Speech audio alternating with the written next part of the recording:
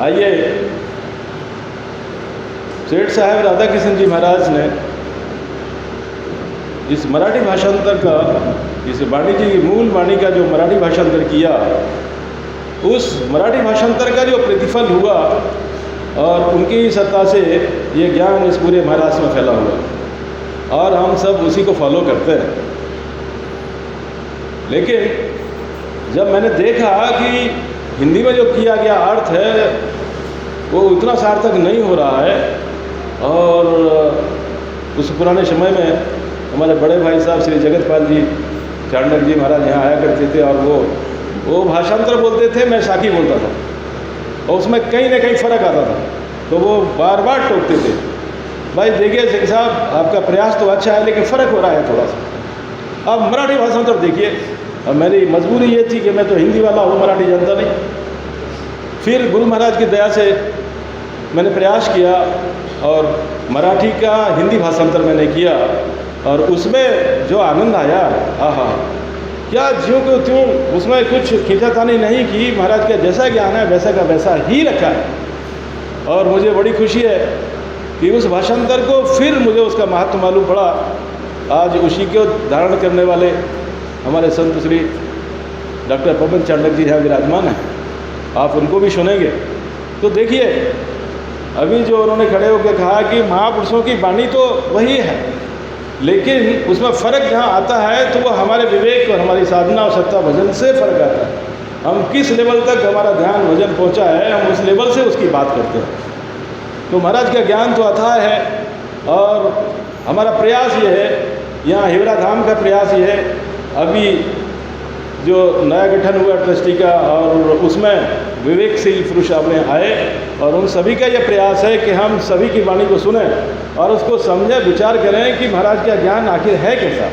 हमारे अंदर जो कमी है उसको हम आपके सामने रख करके निकाल दें, और आपके पास जो ज्ञान है उसको हम धारण करें। यह हमारा मकसद है, हमारे हिवरा धाम का मकसद है। इसलिए हम सभी संतों का यहाँ स्वागत करके उनका आभार व्यक्त करते हैं कि वो और अगला जो प्रोग्राम होगा उसमें और संतों को बुलाएंगे और जानने का प्रयास करें कि गुरु महाराज का सच्चा ज्ञान क्या है। आइए, ज़्यादा से ज़्यादा यहाँ सेठ साहब का जो ज्ञान है वो केवल की जो ज्ञान है, केवल के ज्ञान के बारे में चर्चा होना चाहिए। हम आपसे अपेक्षा ये करते हैं कि आपने अपने जीवन में जो ध्यान से, ज्ञान से, भजन करके और संतों के मुख से जो ऊंची से ऊंची चीज़ जो प्राप्त की है उसको रखने का प्रयास करें, क्योंकि बाकी जो चीज़ें हैं वो हर जगह सत्संग होती रहती है। वो चेतावनी का, गुरु चेतावनी का, सौदागरी, परम प्रस्ताव, ये सारी चीज़ें सभी लोग जानते हैं, समझ सकते हैं इसको। लेकिन महाराज का जो असली केवल है वो केवल है क्या, वो निरंतर क्या है, वो कुदरत कला है, कैसी है, वो कहाँ जागृत होती है, कैसे जागृत होती है, और दुनिया में चल रहे जो ध्यान, ज्ञान, भजन, भक्ति की बातें हैं उनसे कहाँ डिफरेंट है और कैसे है। इसको जब हम समझेंगे, इसे हम जब समझेंगे तभी हमें असली ज्ञान प्राप्त होगा, और जब हमारी ज्ञान हमको जानकारी होगी तब उसमें प्रेम होगा। जाने बिन प्रतीत न होई, और बिन प्रतीत प्रेम नहीं होई, प्रेम बिना नहीं भक्ति दृढ़ाई। बिना जाने विश्वास नहीं आता, विश्वास आए बिना प्रेम नहीं होता, और प्रेम के बिना भक्ति नहीं होती। तो इसलिए पहली चीज़ है कि हम उसकी जानकारी हासिल करें, और गहरी से गहरी जानकारी हम दें लोगों को। महाराज ने भी फरमाया है कि हमने केवल भक्ति धारण कब की, तो महाराज फरमा रहे हैं, प्रथम हम सत्संगत कीनी, सुत बुध अकल ज्ञान सबनी। इस भक्ति में आने के पहले मैंने संगत किया, और सत की बात क्या है, सत है क्या, इसको समझा, और उसकी सुध हमें आ जाए कि सत्य तो हमारे पास है लेकिन हम उसकी सुध खो बैठे हैं। हमारी सुध हमारे शरीर में लगी है, हमारी सुध हमारे जीव में लगी है, चेतन में लगी है। हम अपनी सुध खो बैठे हैं, जो हमारा आपका अपना अस्तित्व है उसे खो बैठे हैं।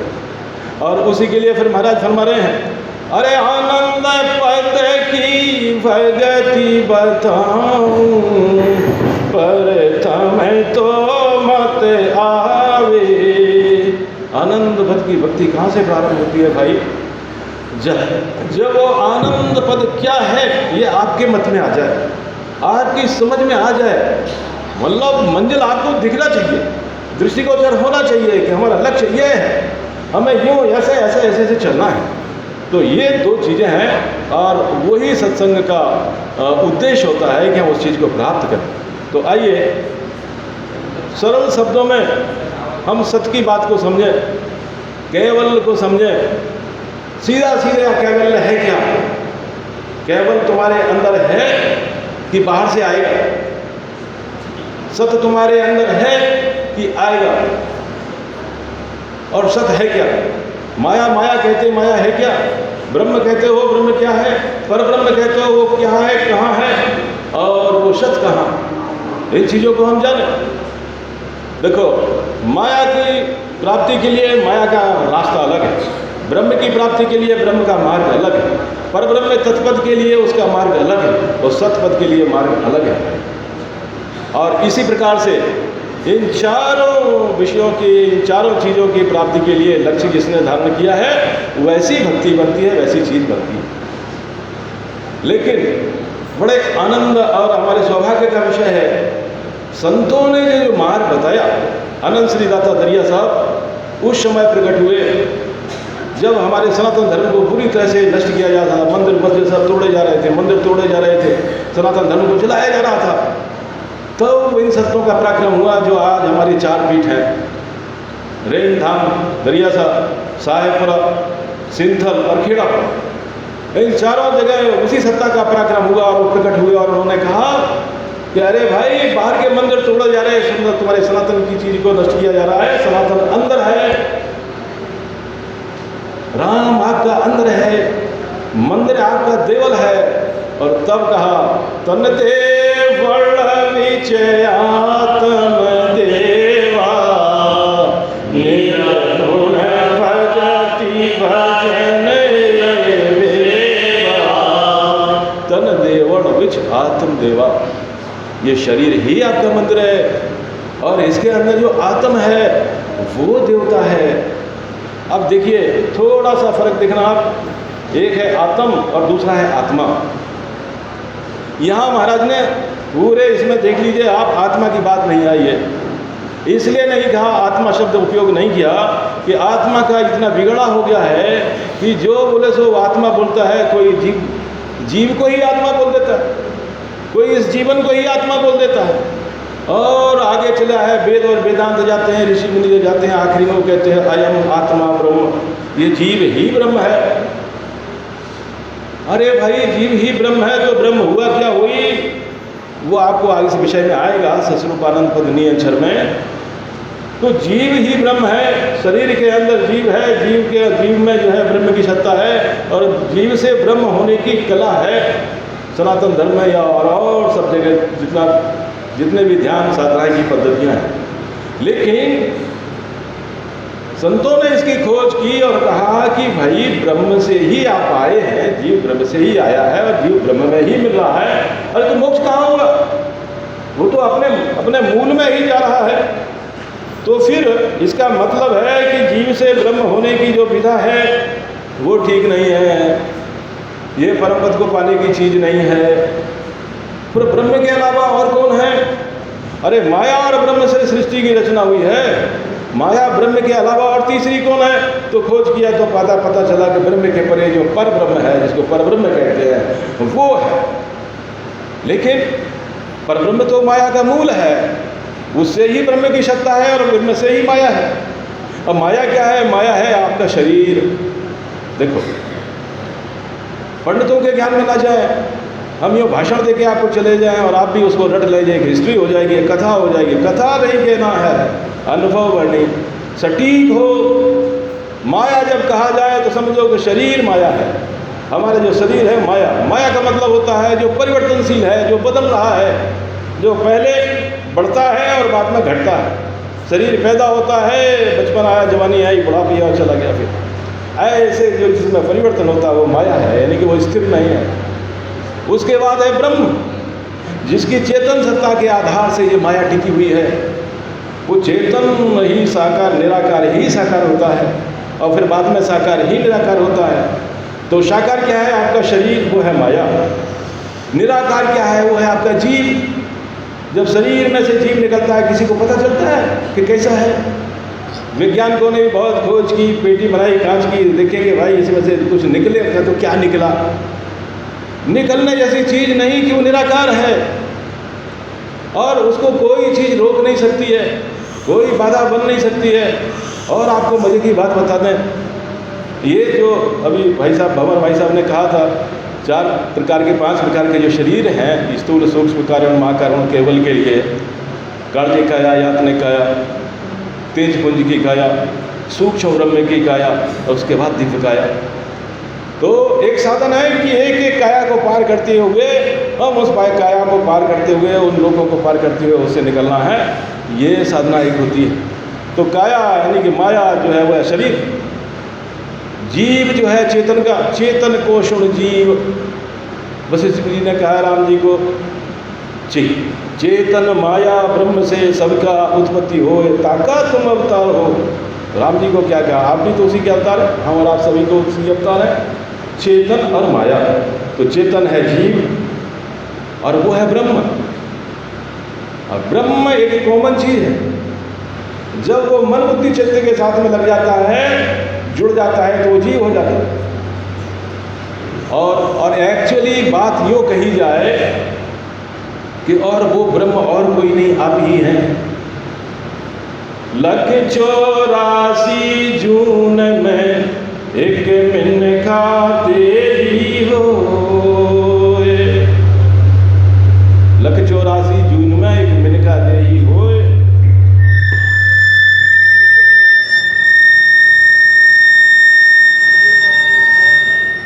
गुण भारी करतार शो ऐसो ब्रह्म न कोय। 184 जून में एक मिनखा देही होय। हम 84 से डरते हैं, हम और आप भी तो 84 में ही हैं, मनुष्य योनि भी 84 में ही है। लेकिन इसमें एक बड़ा पराक्रम गुण है, गुण भारी करतार शो ऐसो ब्रह्म न कोय। ये जो आप हैं, इसके अंदर जो पराक्रम है वो ऐसा ब्रह्म कोई नहीं है। आपका जो ब्रह्म है, आप जो हैं, आप ही ब्रह्म हैं। और आप कैसे ब्रह्म हैं? वो सबसे निराले हैं, जीव ब्रह्म से अलग है, सच्चिदानंद से अलग है, ना शिव ब्रह्म है, ना जीव ब्रह्म है, ना पार ब्रह्म है। फिर आप क्या गुण है? आपका गुण ये है कि आप जिस सत्ता में लग जाते हैं वो सत्ता काम करनी शुरू कर देती है। आपके बिना जीव ब्रह्म का अस्तित्व नहीं, आपके बिना शिव ब्रह्म का, सच्चिदानंद ब्रह्म का, पार ब्रह्म का अस्तित्व नहीं। आप जुड़ते हैं इससे, तब आप ही हो जाते हैं वो। जब आप मन के साथ जुड़ते हो तो जीव हो जाते हैं आप। जब आप सूरत के साथ जुड़ते हो तो शिव हो जाते हैं आप। और सूरत के परे जब चेतन परम चेतन में चले जाते हैं तो पार ब्रह्म हो जाते हैं आप। और जब आप ही हो जाते हैं, वो आनंद है, वो शत आनंद है। और उस शत आनंद में आप जुड़ जाते हैं तो आप सत्स्वरूप हो जाते हैं। अब आप देख लीजिए कि कहाँ जुड़े हैं, और जहाँ से जुड़े हैं वहाँ का कनेक्शन तोड़िए और आगे बढ़िए।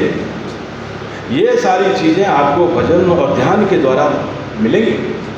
इसका पूरा खुलासा बड़ा सुंदर ढंग से मेरा विषय हो चुका है। इसके पहले 2 दिन पहले अजरलोक ग्रंथ, अलौकिक ग्रंथ में, अलौकिक ग्रंथ में जब आप भजन करते हो, रसना से भजन करते हो, राम राम राम राम करते हो, तो आपका जो है ये कार्तिक शरीर भजन कर रहा होता है, शरीर भजन में लगा देते हैं आप।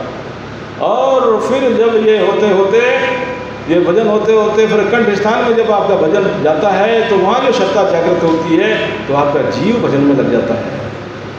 अब जीव भजन में लगा, और जीव जब भजन में लग गया तो इसका मतलब क्या है? जीव के साथ क्या है? मन है, बुद्धि है, चित्त है और अहंकार।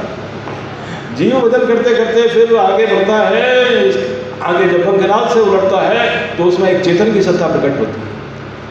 वो जो नाद बिंदु का करे बिछोड़ो फकत हंस संग लिया, वो जो नी अंचल जो है, नी अंचल क्या है भाई? नी अंचल मतलब क्षर, क्षर यानी शरीर, अक्षर यानी जो अविनाशी है आपका जीव, नी अंचल यानी जीव के परे एक सत्ता है, वो आप हो। उसके लिए महाराज ने इशारा किया, कुण है रे बाबा, कुण है बाबा, कुण है, कुण है, कुण है। नहीं है जीव ब्रह्म नहीं साहेब, कहता कछु ना मेरे। ये जहाँ जाता है वो सत्ता प्रकट हो जाती है भाई। आप जब मन से जुड़ते हो तो आप जीव हो जाते हैं। जब ध्यान के द्वारा त्रिकुटी में जाते हो, वहाँ मन गिर जाता है तो आप ब्रह्म चैतन्य में चले जाते हो। उसके आगे, त्रिकुटी के आगे जब आप जाते हो तो अनंतनाद शुरू हो जाता है, आप ब्रह्मांड में चले जाते हो। और वहाँ जो मुरली बीन बजे सुर नाई, शंकरी घोरगी गण घर छाई, अनहद झालर का जनकारा, रोम रोम बोले ररकारा, जन सुख राम शता जागी, ब्रह्म समाध ब्रह्मांड में लागी। कौन सी सत्ता? आपकी जो आत्म की सत्ता है वो जब ट्रैवल करना शुरू करती है आपके साथ में, और वो नाभि से शुरू होती है। नाद और बिंदु का जो विषय होता है, वहाँ माया और चेतन जो अलग हो जाते हैं, तो वहाँ आप होता कैसा है, आपका अस्तित्व कैसा है? क्या शरीर? शरीर आपका है, आप शरीर नहीं। जीव आपका है, आप जीव नहीं हो। चेतन है, ब्रह्म चेतन है, वो ब्रह्म की सृष्टि है, उससे आपका कुछ लेना देना नहीं है। वो शरीर के लिए है, सृष्टि के लिए है। आपका चेतन बिल्कुल अलग है। इसके बारे में मैं आभारी हूँ सेठ साहब किशनगढ़ वाले महाराज का, कि उन्होंने अर्थ में आत्म चेतन, ब्रह्म चेतन और सच्चेतन के बारे में लिखा। देह वैराट, ब्रह्म वैराट और सत वैराट, कितना खुलासा किया है। वो आपके ही अंदर है। देह जब देह में हो तो ये देह वैराट है, जब आप चेतन में चले जाए तो ब्रह्म वैराट है। इन दोनों को जो पार कर जाते हो तो सत है। दोनों को पार करे कैसे? अरे वो है ना तीसरा, ये शरीर है, जीव है, इनके परे आप हैं। आपकी जो अपनी सत्ता है, आपका जो अपना सत्ता है, वो आपका अस्तित्व आत्म का है, वही सत्य है। शरीर बदलता है, जीव आता जाता है, चेतनाएं बदलती हैं। चेतनाओं के 3 ब्रह्म के 13 लोक हैं, अनंत ब्रह्मांडों की अनंत चेतनाएं हैं। इनसे आपका कोई लेना देना नहीं। आप एकदम निराले प्यारे हैं। और वो कौन है? सबके माय सकल से न्यारा, मरा में लगे कोई बिरला, जन सुख राम देते हैं का, मारत है नित किरला। सबके माय सकल से न्यारा, मरम लगे कोई बिरला। इसी अफरली ये चीज़ है, ये गहरी सी गहरी बात है, वो आप ही हो। देखो भाई, हमारे आपके सबके शरीर अलग अलग हो सकते हैं और हैं। हमारे आपके सबके जीव अलग अलग हो सकते हैं। जीव का मतलब मन अलग, बुद्धि अलग, चित्त अलग, ज्ञान अलग, सबका अंतःकरण अलग, चेतनाएं सबकी अलग। जागृति किसी की कई चेतना पहुंची, कितनी जागृत हुई है, बुद्धि, प्रज्ञा, प्रज्ञावान, ये सारी चीज़ें अलग अलग हो सकती है। लेकिन आपका जो अपना अस्तित्व है सबके पास, वो आत्म जो है सबका एक है।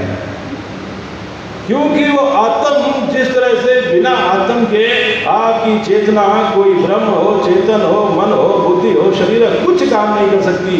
वो बेस है इसका, और वो निराधार है। आप सबके प्यारे, सबसे न्यारे, सब में रहते हुए, इसमें रहते हुए सबसे अलग हो। उसी तरह ये पूरी सृष्टि, समग्र सृष्टि में एक ब्रह्म की चेतना है और दूसरी सत्य की चेतना। वो सत्य चेतना जो है सो सिर्फ ज्ञान स्वरूप है, उसका कार्य है सिर्फ ज्ञान। जैसे कि व्यक्ति कोई कोमा में चलाएगा, चेतना तो है उसमें, लेकिन ज्ञान नहीं। वो ज्ञान की सत्ता जो है वो सतगुरु की सत्ता है भाई। चींटी में, हाथी में, वृक्ष में, सब में वो चेतना जो है, एक माया के साथ है तो माया चेतन हो गया। जब वो वही चेतना ब्रह्म में जुड़ जाती है, सिर्फ व्यापक होती है, सूक्ष्म हो जाती है, तो ब्रह्म चेतन हो गया।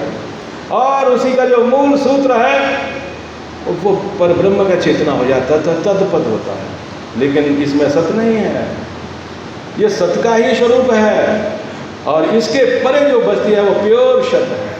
तो जैसे ब्रह्मांड सृष्टि में सब जगह माया, 5 तत्व, 25 प्रकृतियाँ और ब्रह्म सब जगह भरपूर है, उसी तरह से एक सत्य की सत्ता है, वो भी पूरी भरपूर है। इसका ज्ञान किसी को नहीं। संतो भाई चौथे पद नहीं जाने, राम इन्हीं के राजा हो महाराज, राम इन्हीं के राजा हो महाराज, वेद उमराओ कहावे, संतो भाई चौथे पद नहीं कहावे। क्यों नहीं जाते हैं भाई? क्या कमी हो गई? भक्ति की, ज्ञान की, वैराग्य की क्या कमी हो गई?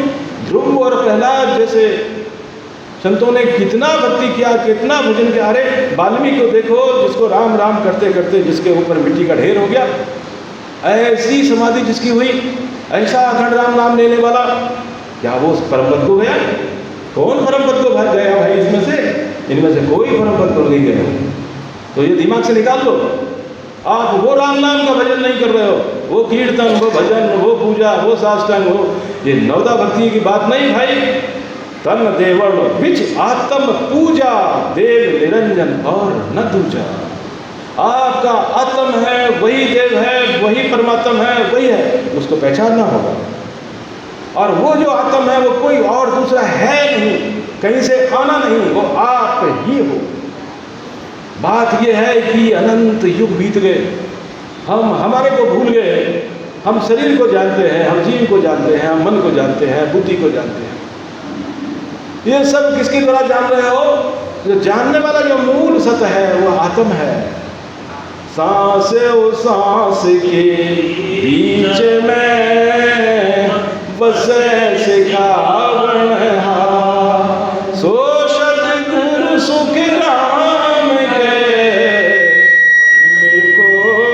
मन धार। श्वास पर है मन की आशा, मन के परे चेतन सुनी होई, बाके पूरे परे पुरुष नहीं कोई। ये व्यवस्था है जीव की। तो श्वास और श्वास उश्वास के बीच में, ना तो वो श्वास में है ना वो उश्वास में, वो उसके बीच में आता है, छोटा सा गैप होता है। आज रात में हम बैठे रहे डॉक्टर पवन साहब भाई साहब के साथ, बड़ी सुंदर चर्चा हुई और उसकी अनुभूति जो गैप है ना बीच में, वह ना जा सांस है ना हो सांस है। और हमारे महान विनोद भाई साहब महाराज भी फरमाए कि जब वो ध्वनि में जाते हैं, आप उस ध्वनि का आनंद लेते लेते और आप ध्वनि से अलग होते हो और अपने आप में आते हो, तो एक क्षण ऐसा होता है जहाँ सांस और सांस दोनों बंद हो जाते हैं। भाई साहब पवन भी बता रहे थे कि ऐसा होता है भैया कि वो जब चीज़ आती है तो कुछ रहता ही नहीं है, वही आनंद पद है, वो सत की सत्ता है, वो सतगुरु का पद है। और उस पद की झलक आप अभी देते रहोगे तो फिर आप उसमें रमना शुरू कर दोगे, उसको जानना शुरू कर दोगे, वो आपका आप ही है। इसलिए महाराज ने कहा परम पद का प्रेम आपको आप ही माही, परम पद का नाम आपको आप जपाई, परम पद को नाम आपको आप ही तारे, आप ही धारे। परम पद का ध्यान किसका? अरे आपका ध्यान आपको करना है। विठल राव पूछते महाराज तम देवल देवो विधि नहीं राखी, किसकी शरण में जाऊं, किससे प्रेम करूं? महाराज क्या फरमा रहे? और शरण कोई नहीं चाहिए, आप ही उलट आप में रहिए। कितना सुंदर विवेक है साहब। यहाँ कुछ मानने ऐसी चीज नहीं कि गुरु महाराज आएंगे लेके जाएंगे, वो आएगा ये करेगा, छूटेंगे तो विमान आएगा फिर जाएंगे, ऐसा कुछ नहीं है भाई साहब। और हो तो बड़ी अच्छी बात है, लेकिन हमारे पास जब लॉजिक है, प्रैक्टिकल है, ये अनुभववाणी है सीधी सीधी, ये आपको बोलती नहीं कि तुम ऐसा मानो, ऐसा जानो। आनंद पद की भगति मताओ प्रथम बोल बताओ। जैसे ही आपकी समझ होगी, जैसा आपका ज्ञान होगा, वैसा आपका भविष्य होगा, आपका जीव वहाँ जाएगा भाई। तुम सांसों सांस में भजन करो, तुम समाधि में जाओ, तुम कुछ भी करो, लेकिन समाधि में जाओगे तो कौन सी समाधि है भाई? कहाँ की समाधि है? शरीरों की समाधियाँ होती हैं, आपकी समाधि नहीं होती है। ये समाधियाँ होंगी, समाधियाँ इसलिए हैं कि ये पहले आप आसन लगाएंगे, 3 घंटे बैठेंगे तो पता नहीं चलेगा शरीर है कि नहीं है, ये जड़ समाधि हो गई, ज्ञान नहीं है, चेतना में चलेंगे।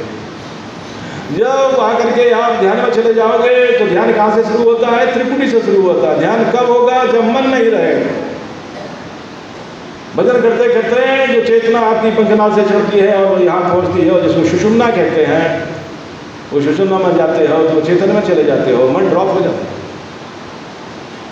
ऐसे ही अभी आपको बता दिया, पहले सूरत आती है फिर ये आती है। तो हमारा विषय ये था कि आप सीधे सीधे कम से कम अभी आप उसको समझ तो लो।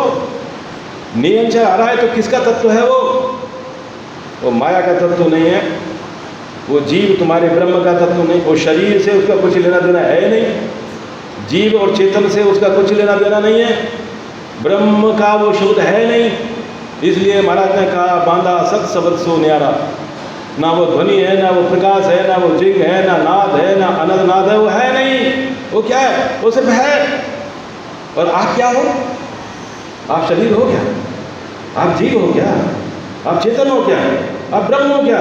नहीं, आप इन सबको जानने वाले हो, ज्ञानी हो, ज्ञान पद है आप, वही तो आप। वो आत्म पद ही आपका नियंचर का पद है, सत्स्वरूप का पद है। जब आप भजन करते करते ऐसी गहराई में चले जाते हो, उस सांस में जो भजन आता है, आत्मक प्रेम तुम्हारे अंदर होता है, तो अपने शरीर और अपना जीव और अपने चेतन के परे अपने आत्म में चले जाते हो। जाने अनजाने में तुम प्रेम के द्वारा वो आत्मक प्रेम प्रकट होता है। कब होता है? जब वो अगम देश की वाणी को वो संत गढ़ पर चढ़कर बोलिया, जो गढ़ पर चढ़ करके उस पद में जो गए हैं, उन संतों की वाणी का धुआंधार जब आपके ऊपर भार होता है उसका, तो आप अपने शरीर और जीव को भूल के आत्म में चले जाते हो। और वही भजन में होता है। गहरी श्वास में उसास में जब जाते हो तो आपका प्रेम जब प्रकट होता है तो सुध नहीं रहती कि कहाँ क्या है, अपने आत्म में उतर जाते हो। इसका उदाहरण एक संत बनवाते हैं कि भाई जैसे तुम पानी में उतरे, पानी में उतरते उतरते जैसे तुम गहरी में चले गए और डूब जाते हो, तो तुम्हें पता रहता है कि शरीर किधर है, मन किधर है, जीव किधर है, कैसे अकबका जाते हो, उस समय छूट जाता है सब कुछ। ऐसे ही गहरी सांस में जब जाते हो तो आप अजबा के साथ अंदर उतर जाते हो। अजबा क्या है? डॉक्टर साहब उसकी खोज की है, चर्चा नहीं हो पाई है। अजबा महाराज यूँ फरमा रहे हैं कि जब आप गहरी सांस लेते हो ना, भजन करते हो ना, जब आपकी श्वास यहाँ समाप्त हो जाती है नाभि में, यार फिर भी आपका राम राम होना चाहिए, तुरंत लौटना नहीं है, वहाँ से ठहराव आना चाहिए, वहाँ नीचे उतरने के लिए वो है अजबा। ना सांस रही ना उसास रही, और उसके साथ में लेकिन आप राम राम करते हुए जाते हैं अंदर। वो जाकर के जो वायु है उलट चढ़ने की पवन है न्यारा, वो पवन यहाँ है आपकी नाभि, और उसमें जो प्रेशर पड़ता है वो पंखनाल को खोलती है, वहाँ यौगिक क्रिया बनती है। नाद बिंदु का करे विछोड़ा, वहाँ ना आप नाद में यानी चेतन में रहते हैं, ना बिंद यानी आपको शरीर से संपर्क रहता है, आप अकबक होकर के उस अपने आत्म में चले जाते हो। वो नियंचर है, वो नियंचर है, वो आपका आत्म की सत्ता जागृत होती है भाई। और वो आत्म की सत्ता में पराक्रम है कि वो निराधार है, उसको ब्रह्म से, चेतन से, माया से, शरीर से कुछ लेना देना नहीं है। और उसका अस्तित्व मैं आपको बता चुका, जैसे ब्रह्म सब जगह व्याप्त है, वैसे ही सदगुरु सब जगह व्याप्त है, सबकी सत्ता व्याप्त है। सदगुरु रूप अखंड है, व्याप रहो ब्रह्मांड, नियंचर निज नाम सोए, मिटत काल को दंड। और सदगुरु कहाँ है?